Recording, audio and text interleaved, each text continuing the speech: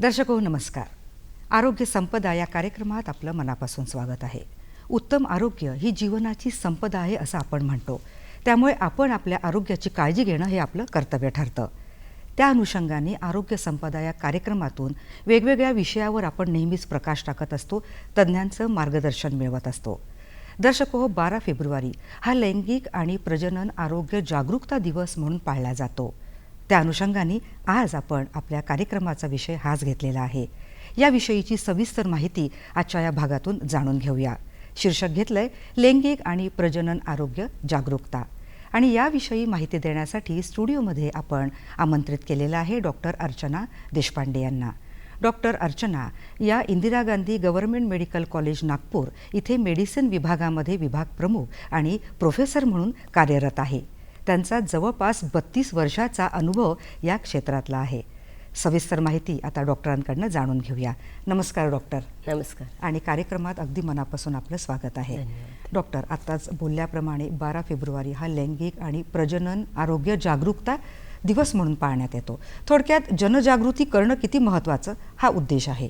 मग ही जनजागृती देशाच्या समाजाच्या सर्वांगीण विकासासाठी, कल्याणासाठी किंवा आरोग्यासाठी किती महत्त्वपूर्ण ठरेल, कसा तो आधारस्तंभ ठरेल, काय सांगाल? लैंगिकता आणि प्रजनन ह्याच्याविषयी माहिती असणं अत्यंत गरजेचं आहे. कारण ही जी पिढी आहे ही सगळं तरुण पिढीच्यासाठी लैंगिकता आणि प्रजनन हे सगळं महत्त्वाचं आहे. कारण तरुण पिढी ही समाजव्यवस्थेचा कणा आहे. आज आपल्या प्रजनन विषयी माहिती असल्यानंतर सुदृढ बालक आणि पुढची पिढी ही निकोप निरोगी असावी.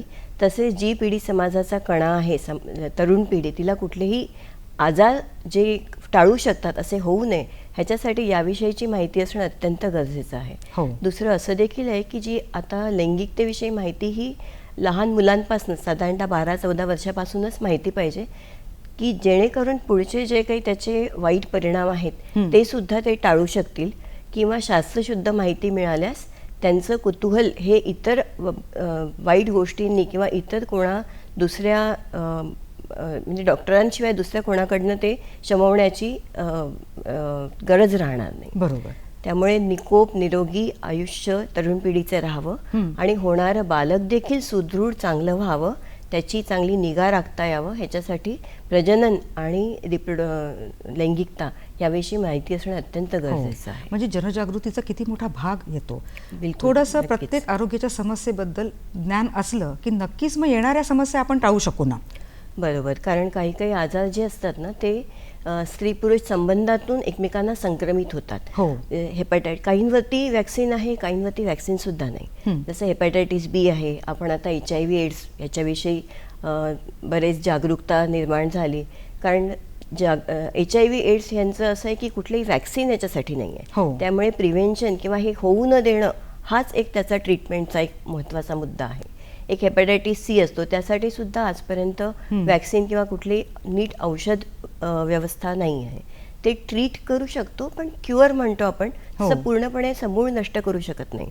आणि बाकी पण काही सिफिलिस म्हणून जे आहेत, तर हे जे डिसिजेस आहेत ते आपण पूर्णपणे जर चांगली माहिती असली तर आपण हे पूर्णपणे टाळू शकतो.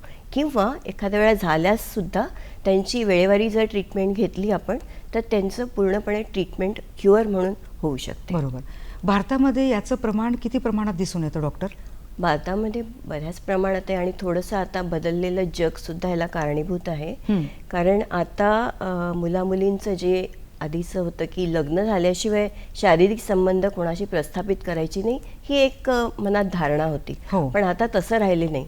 मुलांचं मुलींचं वयसुद्धा लग्नाचं वाढलेलं आहे आणि त्यामुळे त्यांचे जे एकमेकांशी संबंध येतात कामाच्या स्वरूपात किंवा ऑफिसमध्ये, तर त्यांना थोडंसं असं वाटतं की ह्यात काही वावगं वाटत नाही. त्यामुळे या बाबतीत माहिती असणं आणि अनप्लॅन्ड प्रेग्नन्सीज टाळता येणं हे सुद्धा फार महत्त्वाचं आहे. बरोबर.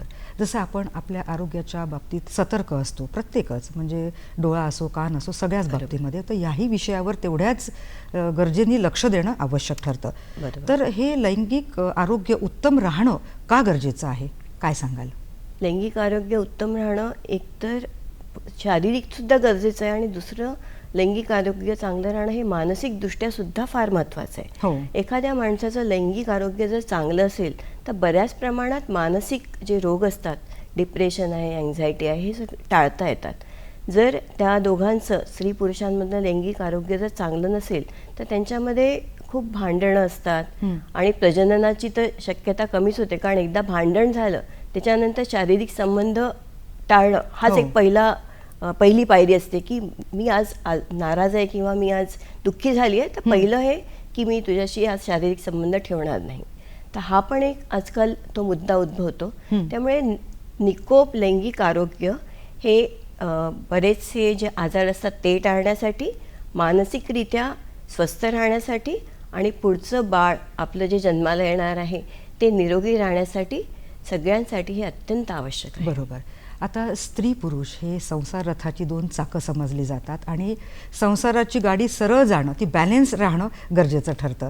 त्यामुळे सगळ्याच बाबतीत म्हणजे आरोग्याच्या बाबतीत सुद्धा ती नीट चालणं गरजेची आहे. त्यामुळे स्त्री पुरुषांनी स्वतःचं दोघांचे आरोग्य नीट ठेवणं आवश्यक आहे.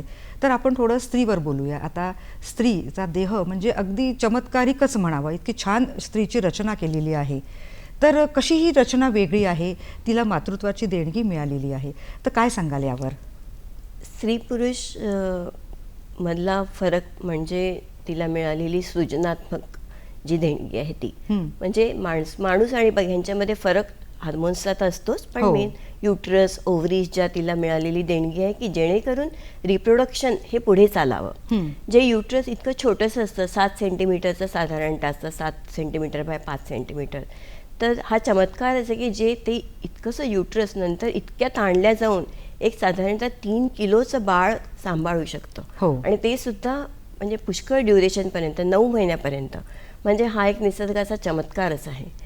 तर हे जे आहे फिजिओलॉजिकल म्हणजे प्रेग्नन्सी किंवा हे, त्याच्यामुळे ही जी देणगी मिळालेली आहे बाईला किंवा स्त्रीला, तर त्याचं व्यवस्थितपणे तिचं पालन करणं आणि निकोप बाळ होऊ देणं हे सुद्धा फार गरजेचं आहे. कारण आजकाल काय झालं आहे की आधीच्या काळात असं होतं की ज्या सवयी होत्या, स्मोकिंग आहे, दारू आहे, या सवयी माणसाला होत्या, पण बाई मात्र त्याच्या बाबतीत कधीच म्हणजे आम्ही प्रश्न विचारायचो नाही कधी पेशंटला की तू स्मोकिंग करते का.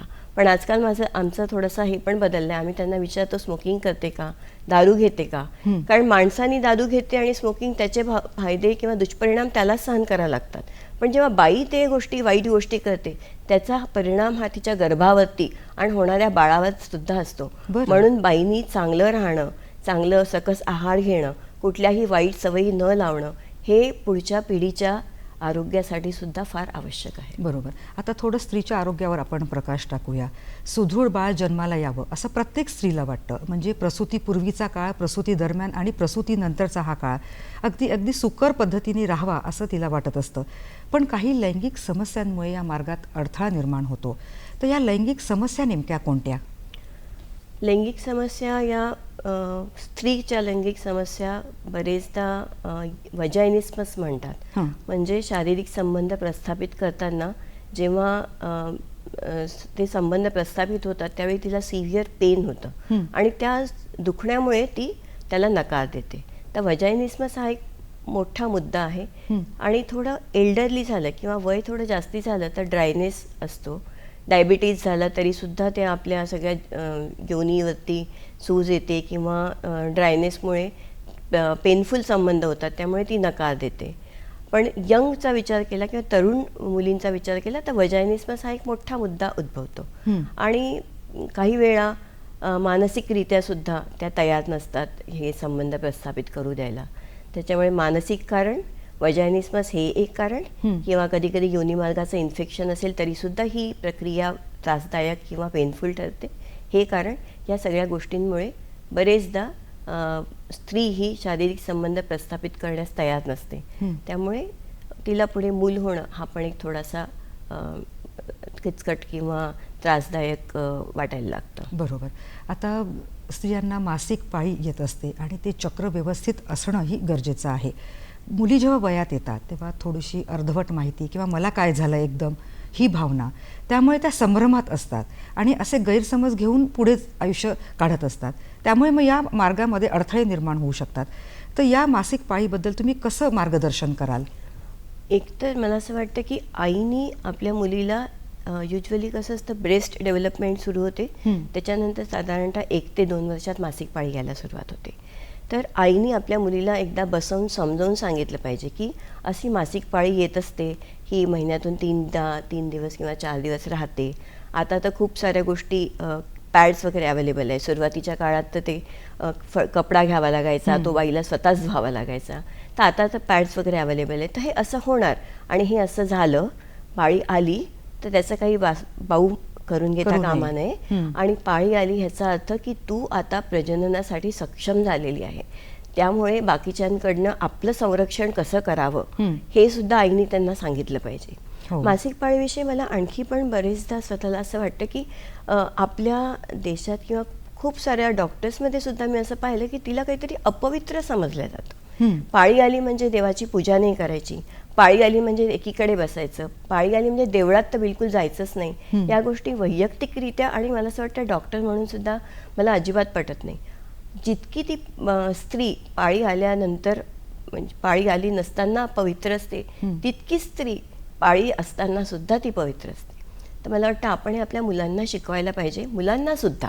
कारण फक्त मुलींना शिकवून फायदा नाही. बरोबर. नंतर तिला जेव्हा लग्न करून ती जाते तेव्हा तिची सासू, तिचे नवरा, या सगळ्यांची सुद्धा मतं तिला ऐकावी लागतात. त्यामुळे फक्त माझं मत की मी तर पवित्र आहे, मला तर काही वाटत नाही, मी पूजा करेल, असं सांगता येत नाही. ते मत तिच्या नवऱ्याला सुद्धा पटलं पाहिजे. त्यामुळे आपण याविषयी मुलांना सुद्धा सांगितलं पाहिजे की यामध्ये हे काहीही वाईट असं नाही आहे, काही अपवित्र असं नाही आहे. त्यामुळे या बाबतीत असं खूप वेगळेपण बाळगायचं काही कारण नाही आहे. हां, कधी कधी थोडंसं मुलींना दुखतं, पेन होतं, तर ती गोष्ट वेगळी की त्यावेळी एखाद दिवस सुट्टी घेतली आणि आराम केला. पण केवळ पाळी चालू आहे म्हणून मी आज देवाचा स्वयंपाक नाही करणार किंवा पूजा नाही करणार किंवा देवळात नाही जाणार, ही जी भावना आहे लोकांची ती निघून गेली पाहिजे. त्याच्यासाठी आपण मुलांना आणि मुलींना आणि आपल्या पालकांना सुद्धा सांगितलं पाहिजे की हे तितकंच पवित्र आहे. बरोबर. आणि हायजीन हाही एक पार्ट खूप महत्त्वाचा ठरतो या दरम्यान. हायजीन हा पण पार्ट महत्त्वाचा ठरतो. स्वच्छता ही मुलींनी तर केलीच पाहिजे आणि मुलांनी सुद्धा लैंगिकता चांगली राहण्यासाठी स्वच्छता केली पाहिजे. प्रिप्यूज जे असतं ते मागे करून प्रत्येक दिवशी ते स्वच्छ धुतलं पाहिजे. आता मला असं वाटतं की आपण मुलींना सांगतो कारण आपण त्यांना पाळीविषयी माहिती देतो की त्यावेळी तू स्वच्छ धु, लवकर पॅड बदल, ते पॅड डिस्पोज पण कसं करायचं हे सुद्धा मुलींना सांगावं लागतं की कागदात टाकून ते डस्टबिनमध्ये टाकायचं आहे. खूपदा मी पब्लिक जे वॉशरूम्स असतात त्याच्यात बघते की ते ओपन टाकलेलं असतं आणि ते टॉयलेटमध्ये टाकलं असतं, म्हणजे ते टॉयलेट ब्लॉक करतं. तर मला वाटतं ही छोट्या छोट्या गोष्टी असतात पण यासुद्धा नीट रीतीने समजावलं पाहिजे की. आणि त्यात बरेचदा कसं असतं की मुलींना जर ते पॅड आणायचं असेल तरीसुद्धा ते लपवून कागदात असं आणतात. तर अगदी दाखवायची पण गरज नाही, पण अगदी संकोच बाळगायची काही गरज नाही. हे सगळं नॉर्मल आहे आणि हे सगळ्यांनाच होतं आणि सगळ्यांनाच माहिती आहे. त्यामुळे त्याच्याविषयी खूप संकोचही बाळगायची गरज नाही किंवा खूप दाखवायचं किंवा त्याच्याविषयी उद्घृत करायची पण अशी खूप गरज नाही. असं म्हणजे मला स्वतःला वैयक्तिक मत आहे माझं हे. बरोबर. पण असं वाटतं मला की आता आपण खूप पुढे गेलो आहे, त्यामुळे ह्याच्यावरती विचार करून आता हे मुलांना आणि मुलींना आणि सगळ्यांना आपण शिकवून तितकंच नॉर्मॅलिटीमध्ये घेतलं पाहिजे. बरोबर. कारण एक सुखी कुटुंब केव्हा म्हटलं जातं जेव्हा नवरा बायकोचं नातं उत्तम राहतं, सुखासमाधानाने ते राहतात, त्यामुळे हे सगळं ठरतं. डॉक्टर, याविषयी पुढे जाणून घेऊया. दर्शक हो, कार्यक्रमात घेऊया एक छोटासा ब्रेक. कुठेही जाऊ नका, पाहत राहा कार्यक्रम आरोग्य संपदा.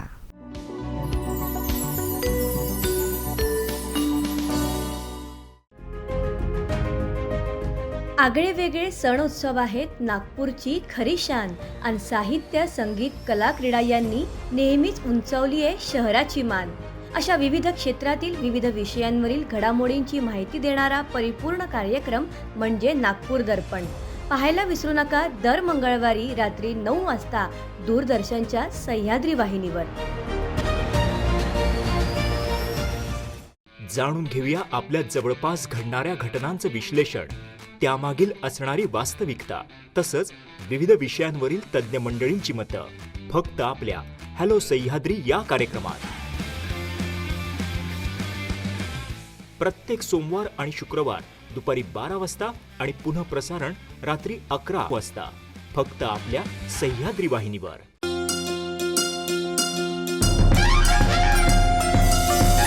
महाराष्ट्राची रसना जपते नवीन वाटा अनवट स्वाद. अनवट स्वाद लोकल ते ग्लोबल चविष्ट खाद्यपदार्थांची लज्जतदार आणि स्वादिष्ट यात्रा सोबत उत्कृष्ट आणि अनुभवी मार्गदर्शक. त्या वाटांवर खाद्य संस्कृती मना मनाला घाली साध. कशी कोठ अनवट स्वाद प्रसारण दर सोमवार आणि मंगळवारी सकाळी 11:30 आणि सायंकाळी 4 वाजता दूरदर्शनच्या सह्याद्री वाहिनीवर. अनवट स्वाद. सह्याद्री वाहिनीच्या YouTube चॅनलवर आणि फेसबुक पेजवरही हे प्रसारण आपल्यासाठी उपलब्ध आहे. अनवट स्वाद.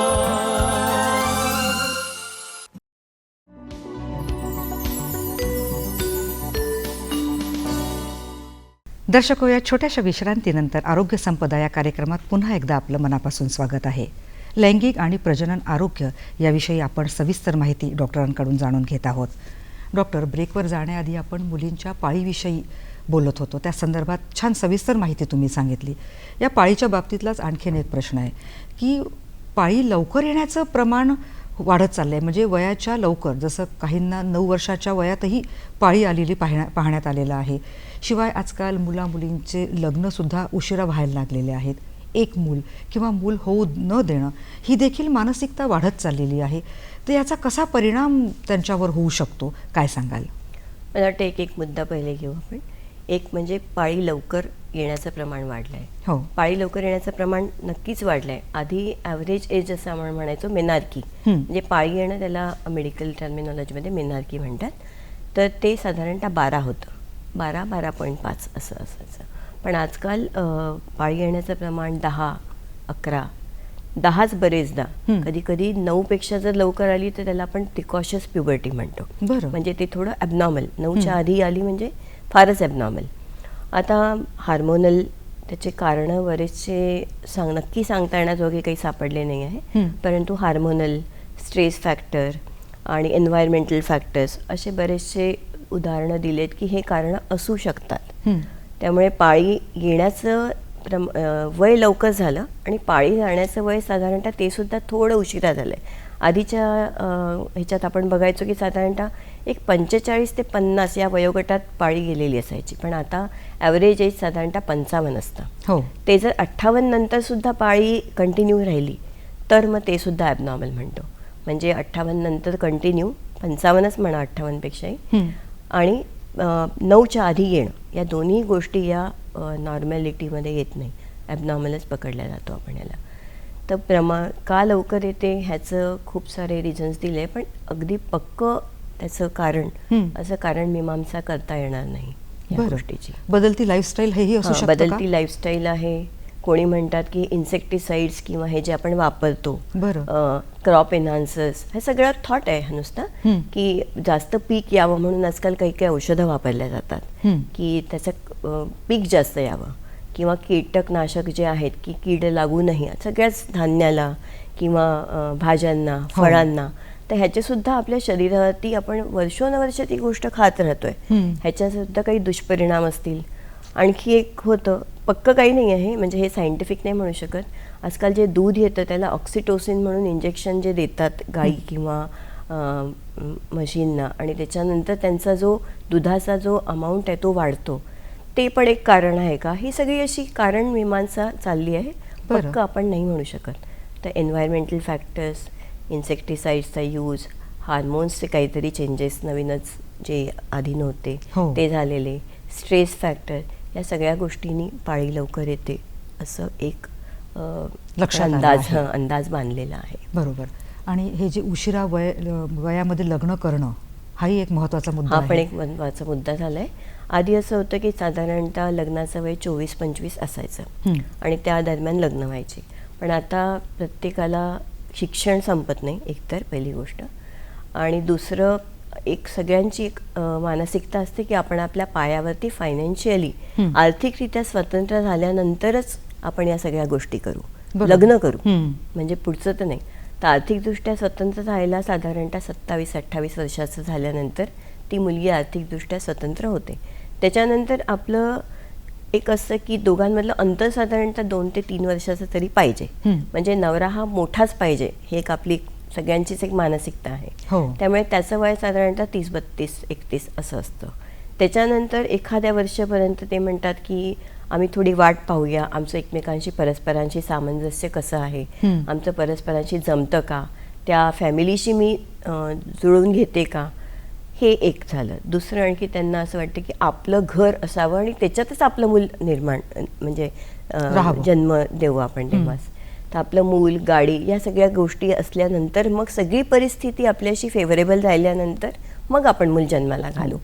पण मग कधी कधी असं होतं की आता नवीन स्टडीज ज्या अशा आहेत की ओव्हेरियन रिझर्व आपण म्हणतो, तर तो ओव्हेरियन रिझर्व म्हणजे प्रजननाची क्षमता म्हणूया आपण, स्त्रीची प्रजननाची क्षमता ही हळूहळू 30 वर्षानंतर कमी कमी होत जाते. बरं. आणि आता जे फॅक्टर्स आपण पाळीसाठी विचार केला की एन्व्हायरमेंट आहे, स्ट्रेस आहे, या सगळ्या फॅक्टर्समुळे ती प्रजननाची क्षमता तशीही कमी होते. हो. आणि या सगळ्या गोष्टींनंतर जेव्हा आपल्याला मूल हवं तेव्हा ते जन्माला घालता येईलच असं नाही, तेव्हा ते प्रेग्नन्सी राहीलच या बाबतीत थोडासा प्रॉब्लेम होऊ शकतो की 25 वर्षाच्या मुलीची फर्टिलिटी आणि 32 वर्षाच्या मुलीची फर्टिलिटी किंवा मुलाची स्पर्मचं जे आरोग्य किंवा स्पर्मची मोटिलिटी हे दोन्हीमध्ये फार तफावत आहे. बरोबर. त्यामुळे मूल आपल्याला हवं तेव्हा आपण जन्माला घालू शकूच असं पण सांगता येत नाही. त्यामुळे योग्य वेळी त्यामुळे योग्य निर्णय घेणं गरजेचं आहे. योग्य वेळी योग्य निर्णय घेणं गरजेचं आहे. आणि आता साधारणतः एकच मूल हवं किंवा काही काहींचं आता मत असं आहे की मूल देखील नको, कारण मूल असणं ही एक रिस्पॉन्सिबिलिटी आहे. तर ही रिस्पॉन्सिबिलिटी हा मी चांगला शब्द वापरते की आपली जबाबदारी आहे, पण ते आपलं ओझं असं देखील काहींना वाटतं की जेव्हा मूल होतं तेव्हा आपलं जे स्वातंत्र्य असतं ते सगळं बांधल्या जातं. आपण तेवढं स्वतंत्र राहत नाही की आज मी उठून कुठेतरी सिनेमाला जाते, आज मी उठून कुठल्या तरी गावाला जाते, आज मी कुठल्या तरी एन्जॉयमेंटसाठी जाते. कारण लहान मूल आलं, त्याचा सांभाळ करणं आलं, त्याचे आजारपणं आले, त्याला चांगलं वागवणं आलं, त्याच्या शाळा आल्या. तर मला वाटतं आजकाल मुलींना असं वाटतं की ते सगळं पेरेंटिंग जे आपण म्हणतो पालकत्व, ते पालकत्व मी चांगल्या रीतीने निभावू शकेल का ह्याची सुद्धा त्यांना स्वतःची शाश्वती किंवा स्वतःविषयी आत्मविश्वास असा थोडासा कमी राहिलेला आहे. त्यामुळे मूल होऊ न देणं असं पण काही जणांचं मत आहे, किंवा मोस्ट ऑफ द लोकांचं असं आहे की एक मूल होऊ द्यावं, पण हे सगळ्या माझ्या या ज्या सगळ्या गरजा आहेत त्या सगळ्या पूर्ण झाल्यानंतर मग मी त्याला जन्माला घाली. पण तसं बरेचदा आपल्या मनाप्रमाणे जग चालत नाही किंवा आपलं शरीरही चालत नाही. पण आजकाल खूप सोयी आलेल्या आहेत. आपण तसा विचार केला तर नक्कीच आपण आपल्या जीवनातला खरा आनंद मिळवू शकतो, कारण मातृत्वासारखाचा दुसरा आनंद नाही. बरं डॉक्टर, आता पूर्वी जे 60 नंतर आजार दिसायचे ते आता 30च्या टप्प्यावर दिसायला लागलेले आहेत, जसं BP आहे, थायरॉइड आहे, हृदयविकार आहेत. तर यावर, या आजारांचा या लैंगिक संबंधावर, प्रजनन क्षमतेवर कसा परिणाम होतो ते सविस्तर पद्धतीने जाणून घेऊया. जसं हाय ब्लड प्रेशरचे अनेक रुग्ण आहेत, तर त्यांच्यावर तो कसा परिणाम दिसून येतो? आधी जे आजार होते आपण म्हणायचो ते की साधारणतः 50 किंवा 60 नंतर ते आजार होतील, पण आता सगळ्या आजारांचं प्रमाण 10 ते 20 वर्ष अगोदरच व्हायला लागलं आहे. म्हणजे साधारणतः मी जसं म्हटलं की आपण लग्न करतो, मुलाचं वय 32-33 राहतं आणि एक लगेचच 6-7 वर्षात 40 येते, आणि हे सगळे आजार साधारणतः 35 ते 40 हा सगळ्यात पीक पिरियड ऑफ डायबिटीस म्हणतात. म्हणजे साधारणतः 40व्या ॲव्हरेज एज आहे की 40व्या वर्षी खूप जणांना डायबिटीस डिटेक्ट होतो. तर एकदा डायबिटीस डिटेक्ट झाला की सगळी काही रिस्ट्रिक्शन्स येतात. डायबिटीस हा आम्ही म्हणतो मल्टी सिस्टीम आहे, म्हणजे प्रत्येक आपल्या शरीराच्या सिस्टीमवरती त्याचा काही ना काही इफेक्ट आहे, वाईटच इफेक्ट आहे. किडनीवरती, प्रजनन क्षमतेवरती, हार्टवरती, आपल्या नर्व्हजवरती, आपल्या वेसल्स, आर्टरीजवरती, असा बऱ्याच ठिकाणी त्याचा वाईट परिणाम होतो. तर या सगळ्या गोष्टी जेव्हा निर्माण होतात तेव्हा एकतर आजार स्वतः, म्हणजे हा जो डायबिटीस आहे त्याच्यामुळे सुद्धा तुमची प्रजनन क्षमता कमी होते. त्याच्यामुळे सुद्धा स्पर्म मोटिलिटी म्हणतो आम्ही, म्हणजे जेव्हा आपण स्पर्मची टेस्ट करतो किंवा लैंगिकतेचं आपण माणसांमध्ये जेव्हा विचार करतो हो. तेव्हा हे स्पर्म मोटिलिटी असणं आणि स्पर्मचा नंबर या दोन्ही गोष्टी आवश्यक असतात प्रजनन बरोबर. क्षमतेसाठी. तर या सगळ्या जे आजार आहेत त्यांनी स्पर्मची मोटिलिटी पण कमी होते आणि स्पर्मची संख्या पण कमी होते. त्यामुळे प्रजनन करण्याची जी क्षमता आहे त्यांची ती पण माणसाची, कमी ती होते. सुद्धा कमी होते. डॉक्टर, याविषयी पुढे जाणून घेऊया कारण ब्रेकची वेळ होते. दर्शको, ही चर्चा अशीच पुढे सुरू राहील, पण इथे थांबूया आणि घेऊया एक छोटासा ब्रेक. भेटूया लगेचच.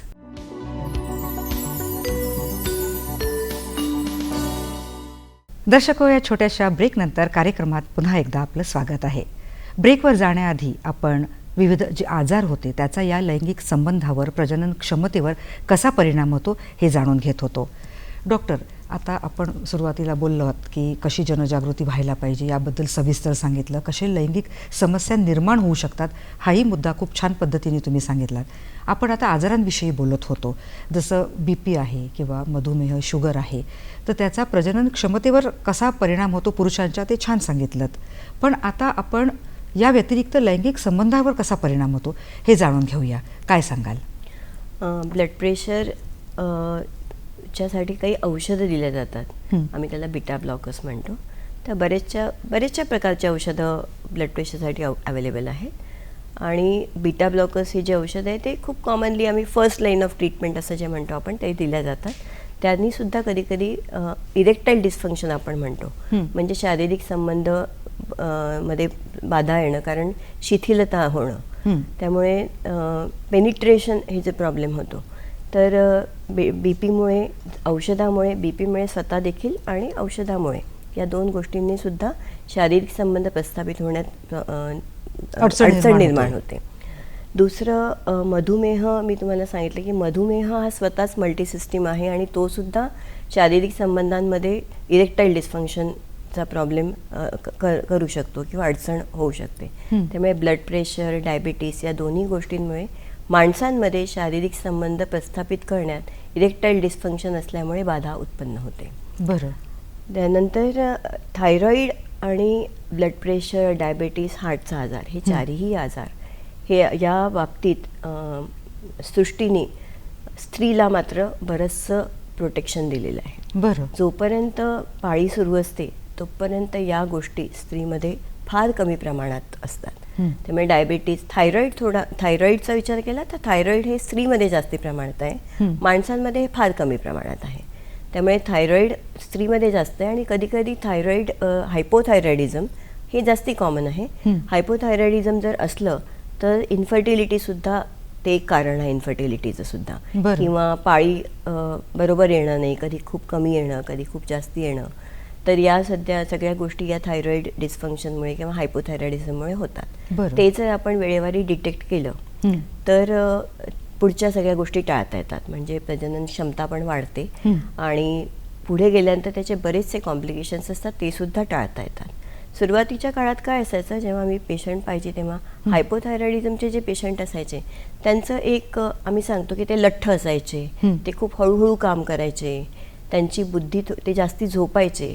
पण आताचं थोडं बदललेलं स्वरूप आहे आणि हायपोथायरॉइडिझम हे तुम्हाला टेस्ट करूनच ठरवावं लागतं. हे जे सिम्पटम्स असतात ते काही त्यांच्यामध्ये दिसत नाही किंवा ते दिसेपर्यंत तुम्ही तुमचं म्हणजे ते दिसेपर्यंत त्याच्या आधीच तुम्ही त्यांचं डिटेक्शन केलं पाहिजे किंवा डायग्नोसिस केले पाहिजे. कारण एकदा ते निर्माण झाल्यानंतर त्याला पूर्ववत करायसाठी फार काळ जावा लागतो आणि कधी कधी ते पूर्ववत होत देखील नाही. त्यामुळे हायपोथायरॉइडिझम जर काहीतरी मेन्स्ट्रुअल प्रॉब्लेम असेल किंवा पाळी बरोबर येत नसेल तर एक टेस्ट आवश्यक आहे स्त्रीमध्ये करण्यात, ती म्हणजे थायरॉइड फंक्शन.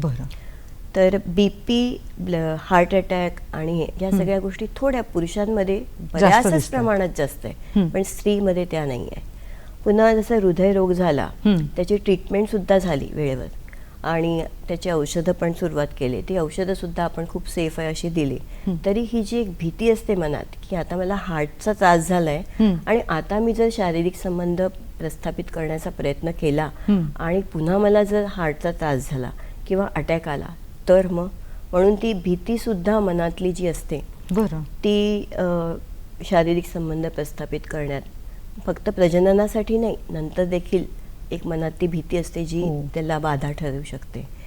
त्याच्यामध्ये बरेचदा असं असतं की कार्डिओलॉजिस्टकडे त्यांची ट्रीटमेंट सुरू असते हं. आणि कार्डिओलॉजिस्टकडे जेव्हा ते जातात तेव्हा त्यांना संकोच होतं की मी तर या इतक्या ह्याच्यातून वाचलो आहे, हार्टच्या आजारातून मी वाचलो आहे आणि आता हे मी कसं विचारू की मी आता सक्षम आहे का किंवा मी करू शकतो का शारीरिक संबंध माझ्या बायकोशी. तर हा सुद्धा एक संकोच असतो. हो. तर बरेचदा कार्डिओलॉजिस्टला सुद्धा एक म्हणजे सजेशन असतं की तुम्ही तो चांगला झाला, आता व्यवस्थित झालाय, त्याचा हार्टचा प्रॉब्लेम बऱ्यापैकी कंट्रोलमध्ये आलाय, तेव्हा त्याला एक शब्द विचारा किंवा त्याला सांगा की इतकं तू करू शकतोस ना, म्हणजे तू सेफली शारीरिक संबंध करू शकतोस. बरं. सो दॅट म्हणजे त्यांची लैंगिकता ही चांगल्या रीतीने राहू शकते, दोघांमधलं सामंजस्य आणि लैंगिक आरोग्य हे निकोप राहू शकतं. बरोबर. आता या दोघांच्या नात्यांमध्ये जेव्हा असे काही प्रश्न निर्माण होतात लैंगिक समस्यांबद्दल किंवा प्रजनन क्षमतेबद्दल, तर काय लक्षणांनुसार मग त्यांनी डॉक्टरांकडे जावं, डॉक्टरांचा सल्ला घ्यावा? पुरुषांमध्ये इरेक्टाईल डिस्फंक्शन म्हणजे शीघ्रपतन या 2 गोष्टी पुरुषांमध्ये आढळल्या येतात. तर जर इरेक्टाईल डिस्फंक्शन असेल तर आपण काही कारणं, इरेक्टाईल डिस्फंक्शन हे मानसिक कारणामुळे पण होतं, बरं. ते शारीरिक कारणांमुळे पण होतं किंवा शारीरिक कारण ठीक झाल्यानंतर सुद्धा त्याचा इम्पॅक्ट म्हणून जाऊ शकतं. किंवा इरेक्टाईल डिस्फंक्शन हे बरेचदा इन्फर्टिलिटीचे जे पेशंट्स असतात ना, त्यांना एक टाईम पिरियड असतो की या दरम्यान तुम्ही जर शारीरिक संबंध केले तर तुम्हाला मूल होण्याचे जे चान्सेस आहेत ते चांगले आहेत, वाढतात. या दरम्यान तुम्ही करा, या 3 दिवसात 4 दिवसात. पण असं कुठलं तरी आपल्यावरती कंपल्शन असलं किंवा असं कुठलं तरी दडपण असलं, त्या दडपणामध्ये नेमकंच इरेक्टाईल डिस्फंक्शन होतं. आणि ते दडपण येतं, डिस्फंक्शन होतं, पुन्हा दडपण म्हणजे ही जी सायकल असते ती वाढतच जाते आणि त्यात कुठे ब्रेकच होत नाही. त्यामुळे ते सुद्धा एक कारण इन्फर्टिलिटीच्या पेशंट्सच्या ट्रीटमेंटमध्ये बाधा ठरतं. म्हणून ते म्हणतात की लव्ह मेकिंग जेव्हा बेबी मेकिंगसाठी होतं तेव्हा ते लव्ह मेकिंग नाही राहत आणि ते खूप दडपण म्हणून होतं. म्हणजे काहीतरी प्रक्रिया म्हणून होतं आणि हे आता करणं फार गरजेचंच आहे, कारण त्याचा आपल्याला आउटकम किंवा त्याचा आपल्याला फळ पाहिजे. तर ते सुद्धा खूप बाधक ठरतं. बरोबर. आता या दृष्टीने एक महत्त्वाचा प्रश्न विचारते डॉक्टर. जसं एखाद्या दाम्पत्याला मूल हवं आहे, आता तो विचार करतोय की आपल्याला बाळ आता हवं आहे, तर त्यांनी त्यापूर्वी काउन्सिलरकडे जाणं गरजेचं ठरेल का? अगदी काउन्सिलरकडे जाणं गरजेचं नाही, पण एक गायनेकोलॉजिस्टकडे जाणं स्त्रीसाठी स्पेसिफिकली, की ती एक बेसिक तुम्हाला औषधं सांगेल किंवा बेसिक तुम्हाला टेस्ट सांगेल किंवा तुम्हाला काही आजार असला त्याच्या बाबतीत तुम्हाला गाईड करेल. मी जसं म्हटलं की आपल्याकडल्या भागात सिकल सेल फार मोठा एक आजार आहे आणि आपल्याला त्या सिकल सेलचं जर प्रिव्हेन्शन करायचं असेल, पुढच्या पिढीमध्ये संक्रमित करणं जर टाळायचं असेल तर त्याच्यामध्ये 2 पॅटर्न्स असतात, एक एस पॅटर्न आणि एएस पॅटर्न. तर एएस पॅटर्न हा जो असतो तो फार काही त्रासदायक नसतो आणि एएस पॅटर्न असणारी जी व्यक्ती असते ती नॉर्मल लाईफ जगू शकते. बरं. पण जर मिस्टरांचं पण एएस पॅटर्न असेल आणि त्या बाईंचं पण एएस पॅटर्न असेल तर होऊ शकतं की दोघांमधला एस एकत्र येऊन ते जे बाळ होईल ते आयदर एएस पॅटर्न होऊ शकतं किंवा ते एस पॅटर्नसुद्धा होऊ शकतं. तर आम्ही नेहमी असं त्यांना ॲडवाईस करतो की ज्या मुलांचं नॉर्मल हिमोग्लोबिन असेल, सिकल सेल ॲनिमिया ज्यांना नसेल त्यांच्याशी लग्न करावं. पण सामाजिकरित्या प्रॉब्लेम असा असतो की ज्याला आजार आहे त्याच्याशी लग्न करायला कोणी तयार होणार नाही, त्यामुळे त्या सिकलशी लग्न करायला सिकल सेल हाच तयार होतो. आणि पण त्यातल्या त्यात मग असं आहे की एएस पॅटर्न आपण CVS म्हणतात, म्हणजे एम्निओटिक फ्लुइड काढून बघता येतं की एएस पॅटर्न आहे की एस पॅटर्न आहे. त्या जोडप्याची पहिले परवानगी घेऊन सगळं, आणि जर तो एएस पॅटर्न असेल तर आपण त्याला कंटिन्यू ठेवू शकतो. म्हणजे असा स्पेसिफिक काहीतरी जर आजार असेल तर दोघांनी पण जाऊन काउन्सिलरकडे जाऊन किंवा गायनेकोलॉजिस्टकडे जाऊन सांगून करणं गरजेचं आहे. बरोबर. कारण पुष्कळदा पुरुष संकोचतात याबद्दल बोलायला, त्यामुळे मग ते आजार अजून वाढत जातात किंवा मग जसं आता तुम्ही हे उदाहरण दिलं तर चुकीच्या पद्धतीने लग्न झालं तर येणारा बाळही सुदृढ राहणार नाही, काहीतरी व्यंग घेऊन जन्माला येऊ शकतं. डॉक्टर, याविषयी पुढे जाणून घेऊया. दर्शको, या विषयाशी संबंधित प्रश्नांची उत्तरं पुढेही मिळूया, पण या छोट्याशा ब्रेकनंतर. भेटूया लगेचच.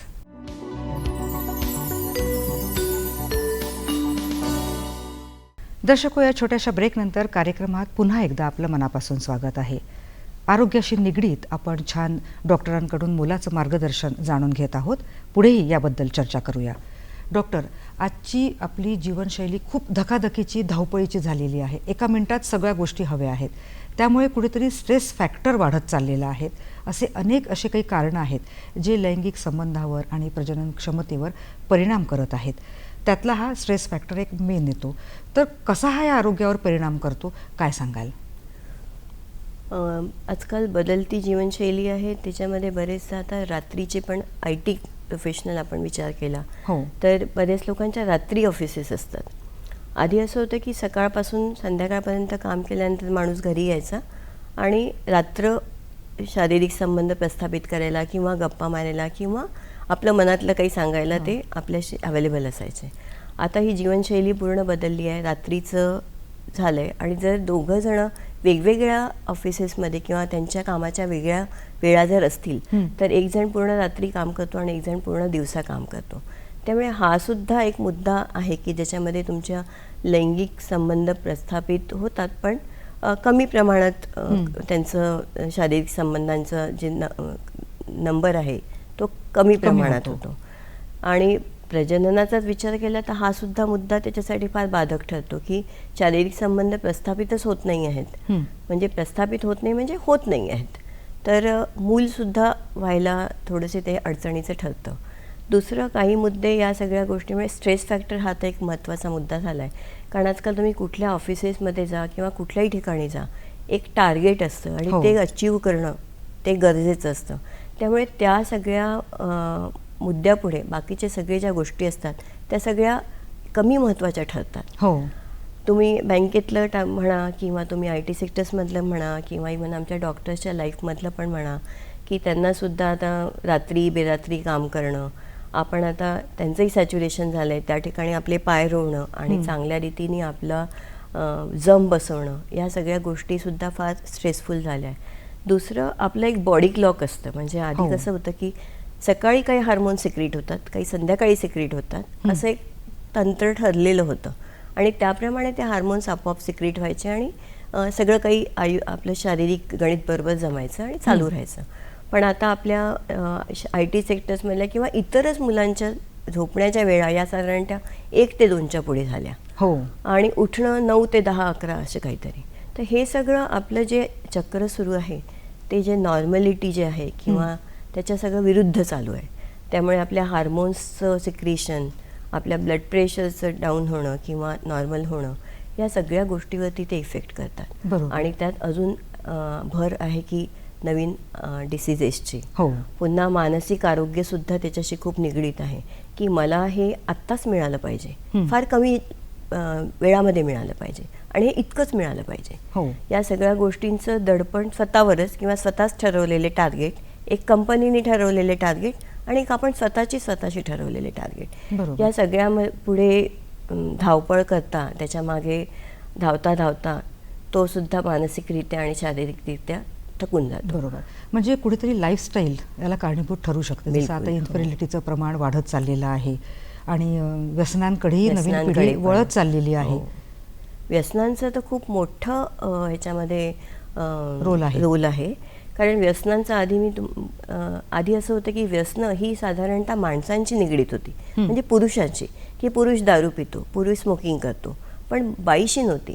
आता कुठेतरी मी स्त्री आणि पुरुष ह्यांच्या बरोबरीच्या युगात किंवा मी बरोबरी करण्याच्या नादामध्ये असं झालं की स्त्री ही सुद्धा या वाईट व्यसनांना बळी पडायला लागली. पण स्त्रीचं बळी पडणं आणि पुरुषाचं बळी पडणं ह्याच्यामध्ये बराच फरक आहे.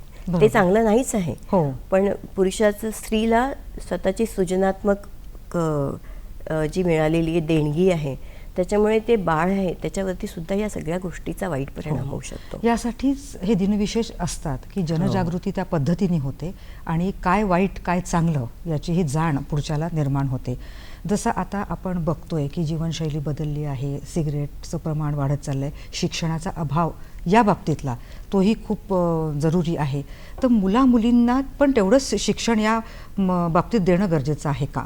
म्हणजे थोडक्यात घराघरात खुला संवाद आरोग्याबाबत होणं गरजेचं आहे का? बिलकुल, अगदीच गरजेचं आहे. मी मगाशी ॲडिक्शन्स विषयी बोलले.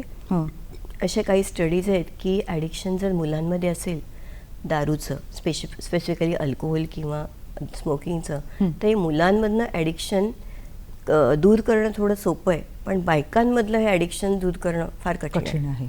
त्यामुळे त्यांचं विषयाची परीक्षा न पाहणं हेच त्यांना एक सुरुवातीपासून शिकवणं.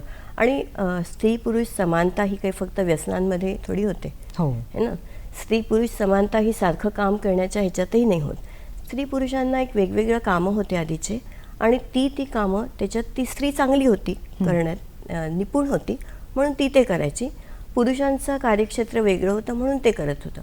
पण त्यामुळे स्त्री पुरुष बरोबरी ही इक्वॅलिटी आणि अशी रीतीने नाही आहे. बरोबरी हे सगळ्या गोष्टीमध्ये दोघांनी आनंद घ्यायचा, सगळ्या गोष्टीमध्ये दोघांनी त्याची जबाबदारी घ्यायची, हा एक त्याच्यामध्ये मुद्दा महत्त्वाचा आहे. तेच की जनजागृती खूप महत्त्वाची ठरते. मग त्या अनुषंगाने शासनाकडून असे काही उपक्रम राबवले जातात का? शासनाकडून उपक्रम प्रजननाच्या बाबतीत किंवा जननी सुरक्षा योजना असतं की त्यांना सगळ्या हे जे सिझेरियन करावं लागलं किंवा डिलिव्हरीज कराव्या लागल्या किंवा त्याला लागणारे जे इन्व्हेस्टिगेशन्स आहे ते सगळे गव्हर्नमेंट हॉस्पिटल्समध्ये कुठलाही पैसा लागत नाही त्यांच्यासाठी. उलट त्यांना पहिला ट्रायमिस्टर, सेकंड ट्रायमिस्टर म्हणजे पहिले 3 महिने, दुसरे 3 महिने, तिसरे 3 महिने ह्याच्यासाठी पोषणासाठी गव्हर्नमेंट काही त्यांना अनुदान देतं की जेणेकरून त्यांनी चांगल्या रीतीने त्यांचं न्यूट्रिशन राहावं आणि त्यांनी चांगल्या बालकाला जन्म द्यावा. दुसरं, कधी त्यांना म्हणजे PNC पेशंटला किंवा प्रेग्नंट पेशंटला कधी कुठे रेफर करायचं असलं तरीसुद्धा ॲम्ब्युलन्स मिळते, आणि जिथे तुम्हाला रेफर करायचं ती ॲम्ब्युलन्स तिथे घेऊन जाते. ती ॲम्ब्युलन्स नंतर त्यांना घरीसुद्धा सोडते. म्हणजे जेव्हा बाळ होतं आणि तुम्हाला डिस्चार्ज होतो हॉस्पिटलमधनं तेव्हा ती गाडी त्यांना घरीसुद्धा सोडते. नंतर आमच्याकडे एक मॅटर्नल मॉर्टॅलिटी म्हणून एक असतं, म्हणजे ज्या ANC किंवा ज्या प्रेग्नंट असलेल्या पेशंटची जर काही डेथ झाली म्हणजे कुठल्या वाईट हे, तर त्याच्या पूर्ण मुळापर्यंत ते जाऊन या डेथमध्ये आपण काही करू शकलो असतो का, काही सुधारणा करू शकलो असतो किंवा काही कुठे आपण कमी पडलो का आणि ती सुधारणा करता येईल का, हे अगदी मुळापासून पहिल्यापासून त्याच्या बाबतीत सगळं ट्रेस होतं आणि त्याच्यावरती उपाययोजना काही करता येईल का याबाबत विचारविनिमय होतो. बरोबर.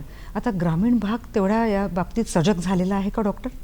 ग्रामीण भागात पण आजकाल बरीच सजगता आहे, कारण आता इंटरनेट आहे, मोबाईल आहे, ह्याच्यामुळे ग्रामीण भागात पण सजगता आहे. पण मला असं वाटतं ती सजगता खरोखर शास्त्रशुद्ध किती आहे हा एक प्रश्न आहे. कारण जे ज्ञान मिळतं आहे ते व्हॉट्सॲपवरनं, इंटरनेटवरनं, ते सगळं अगदी शास्त्रशुद्ध असेलच असं नाही आहे. त्यामुळे जे मिळतं आहे ते अगदी शास्त्रशुद्ध आहे असं म्हणू शकत नाही. ज्ञान मिळतं आहे, कदाचित ते अपुरं, कदाचित ते थोडं वेगळ्या रीतीने, आणि ते चांगल्या रीतीने देणं त्यांनासुद्धा गरजेचं आहे. मग यासाठीच घरामध्ये या विषयावर देखील मोकळेपणानं बोलणं गरजेचं ठरतं. तर कशा पद्धतीने हा संवाद होणं आवश्यक आहे? आईवडिलांशी तुमचे आईवडिलांचे शैक्षणिक लेवल किंवा आईवडील आपल्याला किती समजून घेतील हे सुद्धा मुलांना वाटायला पाहिजे. म्हणजे त्यांच्याविषयी आत्मविश्वास वाटायला पाहिजे. कधी कधी आईवडिलांचं जर तसं नसेल तर दुसरं कोणीतरी टीचर जो तुम्हाला आवडतो, तुमचे फॅमिली डॉक्टर कोणी असतील त्यांना तुम्ही विचारू शकता, किंवा एखादी काका मामा व्यक्ती की जी वेल एज्युकेटेड आहे आणि ती तुमच्या शंकांचं निरासन करू शकेल असं जर मुलांना वाटत असेल तर त्यांनी त्यांच्याशी संवाद साधावा. किंवा आजकाल बरेच ॲडोलसंट क्लिनिक्स पण आहेत, म्हणजे मुलांसाठी विचार करते. किंवा अगदीच काही नसेल तर त्यांनी त्यांच्या फॅमिली डॉक्टरशी संपर्क साधावा की या गोष्टी आहेत आणि मला तुमच्याकडनं जाणून घ्यायचं आहे की नक्की खरं आणि शास्त्रशुद्ध काय, आणि मिळणारा सल्ला नक्कीच त्यांच्या फायद्याचा ठरेल. डॉक्टर, थांबूया, इथे ब्रेकची वेळ झाली आहे. दर्शको, कार्यक्रमात घेऊया एक छोटासा ब्रेक. भेटूया लगेचच.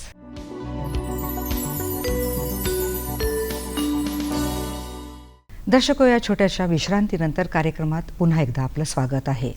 लैंगिक आणि प्रजनन आरोग्य जागरूकता याविषयी आजच्या भागातून आपण चर्चा करत होतो. चर्चेच्या शेवटच्या टप्प्यात आलेलो आहोत. जाता जाता महत्त्वपूर्ण मुद्दे डॉक्टरांकडनं जाणून घेऊया. डॉक्टर, आता अनेक आजार आपण मगाशी बोललो, त्याचा या आरोग्यावर कसा परिणाम होतो तेही तुम्ही सविस्तरपणे छान सांगितलं. कॅन्सरसारखा आजार हा खूप प्रमाणात वाढत चाललेला दिसतोय, खास करून स्त्रियांमध्ये सुद्धा, जसा गर्भाशयाचा होतो. पुरुषांमध्ये सुद्धा अनेक आजार असे आहेत कॅन्सर होणारे. तर त्याच्यावर तुम्ही कशा पद्धतीने सांगाल की लसीकरण काय महत्त्वपूर्ण ठरेल, कसं महत्त्वपूर्ण ठरेल? आपण स्त्रियांमधला कॅन्सरचा विचार केला तर ब्रेस्ट कॅन्सर आणि सर्व्हायकल कॅन्सर हे 2 कॅन्सर जास्ती प्रमाणात आढळून येतात आणि ह्याच्यासाठी रेग्युलर स्क्रीनिंग असं आपण म्हणतो की वर्षभरातून एक 40च्या पुढे किंवा 45च्या पुढे वर्षभरातून एकदा तरी सोनोग्राफी करून बघून घ्यावं की व्यवस्थित सगळं चालू आहे ना. हो. किंवा ह्याच्याशिवाय समजा वर्षातून आपण करतो आहोत पण मध्ये काहीतरी पाळीचं वेगळं वाटलं आपल्यास की पाळी जास्त व्हायला लागली आहे, फार दिवस राहायला लागली आहे, होणारं ब्लिडिंग हे मोर दॅन ॲव्हरेज आहे, तरीसुद्धा गायनेकोलॉजिस्टशी कन्सल्ट करणं किंवा त्यांचा सल्ला घेणं अगदी आवश्यक आहे. किंवा पोस्ट मेनोपॉझल म्हणतं, म्हणजे एकदा मेनोपॉज आला, साधारणतः 6 महिन्यापर्यंत एका वयानंतर पाळी आली नाही तर आपण मेनोपॉज आला असं म्हणतो. पण पोस्ट मेनोपॉझल ब्लिडिंग म्हणजे एकदा मेनोपॉज आला, 6-8 महिने झाले आणि त्याच्यानंतर पुन्हा ब्लिडिंग जर सुरू झालं तरीसुद्धा सगळ्या गोष्टी करणं आणि सल्ला घेणं हे अत्यंत गरजेचं आहे. हो. आता सर्व्हायकल कॅन्सरचाच आपण जेव्हा विचार करतोय तेव्हा एक पॅप्समियर म्हणून टेस्ट असते, ती सुद्धा एक वर्षातून एकदा करणं हे गरजेचं आहे.